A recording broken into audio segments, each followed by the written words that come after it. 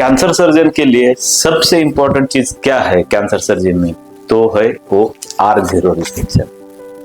R0 resection मतलब क्या? हम जो भी कैंसर सर्जरी करते हैं या ट्यूमर निकालते हैं तो उसके रिसेक्शन के टाइप्स करते हैं और उसमें R0, R1 और R2 रिसेक्शन कहा जाता है।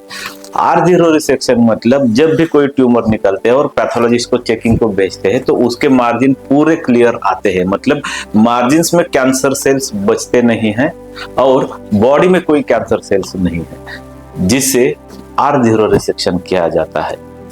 दूसरा रहता है R1। जब हम कोई कैंसर निकालते हैं और अगर मार्जिन में ट्यूमर आता है या बॉडी में थोड़े से माइक्रोस्कोपिक सेल्स बच जाते हैं जो हमारे आईज को विजिबल नहीं है, मतलब जब सर्जन सर्जरी करता है वो टाइम को उसको विजिबल कैंसर वो पीछे नहीं छोड़ता है और पैथोलॉजिस्ट फाइनल बोल देता है कि इसके मार्जिन्स में ट्यूमर सेल्स है, जिसे हम माइक्रोस्कोपिक पॉजिटिव मार्जिन कहते हैं, जिसे R1 रिसेक्शन किया जाता है।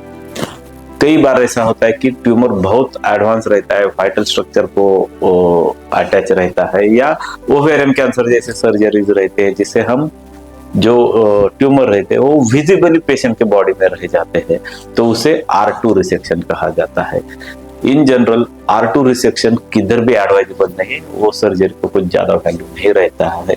हाँ, माइक्रोस्कोपिक पॉजिटिव मार्जिन समटाइम्स पाया जाता है, वो टेक्निकल डिफिकल्टीज या नो वाइटल स्ट्रक्चर हम निकाल नहीं सकते हैं, ऐसी सिचुएशन में किया जाता है और इसका आगे जाके ट्रीटमेंट भी किया जाता है। परंतु सर्जन का गोल हमेशा R0 रिसेक्शन पे ही रहना चाहिए, यानी कि एक भी कैंसर सेल पेशेंट के बॉडी में बाद में ऑपरेशन के बाद में नहीं रहेगी। धन्यवाद।